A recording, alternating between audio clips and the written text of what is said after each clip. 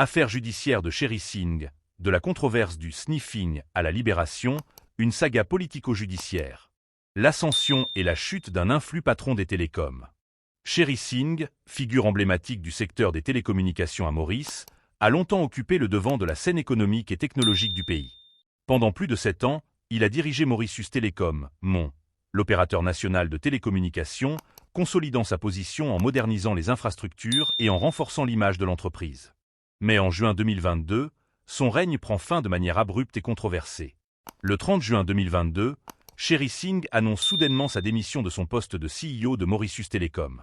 Ce départ, inattendu, suscite d'abord des interrogations, d'autant plus qu'aucune raison officielle n'est avancée immédiatement. Mais quelques jours plus tard, Singh brise le silence. Il explique qu'il ne pouvait plus continuer à la tête de l'entreprise sans compromettre ses valeurs. Cette déclaration énigmatique prend tout son sens lorsqu'il révèle une accusation explosive contre le Premier ministre Pravin Junio. Selon Singh, Junio lui aurait demandé de permettre à une équipe indienne d'installer un dispositif de sniffing sur l'infrastructure Internet nationale. Le terme « sniffing », dans le domaine des télécommunications et de la cybersécurité, désigne une technique permettant d'intercepter et d'analyser les données circulant sur un réseau. Cette accusation suggère qu'une surveillance de masse aurait pu être mise en place sur le trafic Internet du pays, sans le consentement des citoyens ni l'aval des institutions concernées. L'accusation est d'une gravité exceptionnelle. Si elle est fondée, elle signifierait une intrusion majeure dans la vie privée des Mauriciens et un scandale de surveillance à grande échelle. Mais elle repose uniquement sur les affirmations de Singh, qui n'apportent dans l'immédiat aucune preuve tangible. Le Premier ministre Pravin Junio réagit immédiatement, niant catégoriquement ces allégations et accusant Singh de chercher à créer une crise politique. Un scandale national, la controverse du sniffing. Dès la révélation de Singh, l'affaire prend une ampleur considérable. L'opposition politique s'empare du sujet, demandant des explications au gouvernement et exigeant une enquête indépendante sur la possible implantation d'un système de surveillance. Plusieurs organisations de la société civile expriment leur inquiétude quant à une éventuelle atteinte aux libertés fondamentales. Dans les médias et sur les réseaux sociaux, le débat est vif. Certains voient en Singh un lanceur d'alerte courageux qui a mis en lumière une tentative de contrôle des communications. D'autres, en revanche, estiment qu'il aurait dû fournir des preuves avant de lancer de telles accusations, soulignant que l'absence de documents ou de témoignages directs affaiblit son récit. Face à cette agitation, le gouvernement choisit de réagir sur le terrain judiciaire. En août 2022, la police, via le Central Criminal Investigation Department, CID, ouvre une enquête sur les déclarations de Singh. Il est convoqué pour interrogatoire, soupçonné d'avoir enfreint la loi sur les technologies de l'information et de la communication, ICTA, ainsi que pour diffamation criminelle et diffusion de fausses nouvelles. Cette tournure change complètement la dynamique de l'affaire. L'homme qui se présentait comme un dénonciateur devient lui-même la cible d'une enquête pénale. L'opposition et ses partisans dénoncent une instrumentalisation de la justice pour réduire Singh au silence. De son côté, le gouvernement affirme que personne n'est au-dessus des lois et que des accusations aussi graves doivent être étayées par des preuves concrètes. Un engrenage judiciaire sans issue immédiate. Les mois qui suivent sont marqués par de multiples rebondissements. Sherry Singh est régulièrement convoqué pour des interrogatoires, et son entourage est scruté de près par les autorités. La pression judiciaire devient de plus en plus forte, et certains de ses soutiens craignent que des charges formelles soient retenues contre lui. Pourtant, malgré l'intensité des investigations, l'affaire peine à progresser.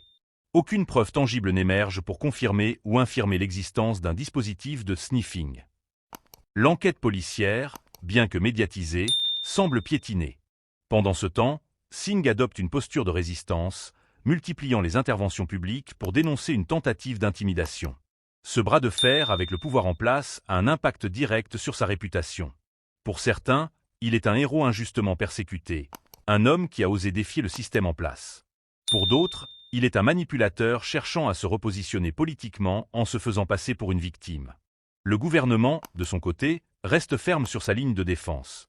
Selon lui, Singh aurait inventé cette histoire pour détourner l'attention de ses propres responsabilités et, possiblement, de certaines irrégularités dans sa gestion de Mauritius Telecom.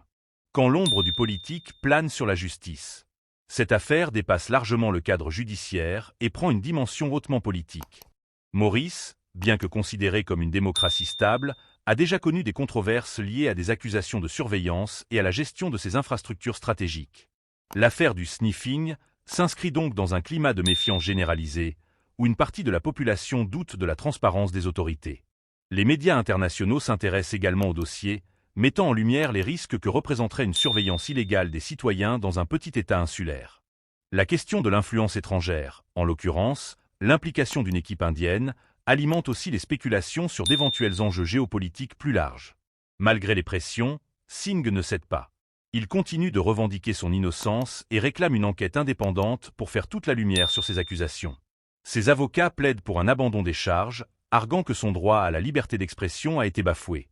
Un procès qui n'aura pas lieu et une libération sous tension. Après plusieurs mois d'incertitude, l'affaire connaît une conclusion inattendue. Faute de preuves solides, les accusations contre Singh ne débouchent pas sur un procès. L'enquête est progressivement mise en veille, et l'ancien patron de Mauritius Telecom retrouve une certaine liberté. Cependant, cette sortie de crise n'efface pas les stigmates de cette bataille politico-judiciaire. Singh, autrefois un dirigeant respecté, demeure une figure controversée. Son avenir reste incertain. Certains spéculent sur un retour en politique, tandis que d'autres estiment que cette affaire a irrémédiablement terni son image. Pour le gouvernement, la fin de cette affaire est un soulagement, mais elle laisse derrière elle des interrogations profondes.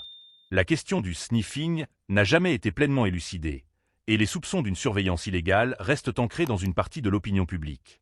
Une affaire symptomatique d'un climat politique tendu. Au-delà du cas Singh, cette controverse illustre les tensions croissantes entre pouvoir et contre-pouvoir à Maurice. La manière dont la justice et les forces de affaires judiciaires de Sherry Singh, de la controverse du sniffing à la libération, une saga politico-judiciaire.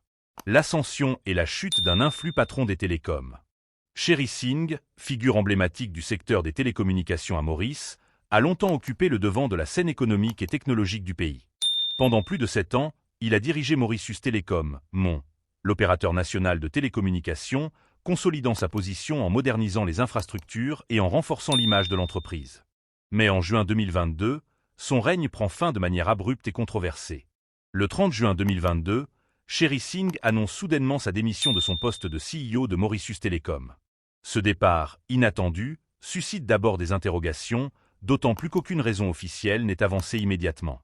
Mais quelques jours plus tard, Singh brise le silence. Il explique qu'il ne pouvait plus continuer à la tête de l'entreprise sans compromettre ses valeurs. Cette déclaration énigmatique prend tout son sens lorsqu'il révèle une accusation explosive contre le Premier ministre Pravin Junio. Selon Singh, Junio lui aurait demandé de permettre à une équipe indienne d'installer un dispositif de sniffing sur l'infrastructure Internet nationale. Le terme « sniffing »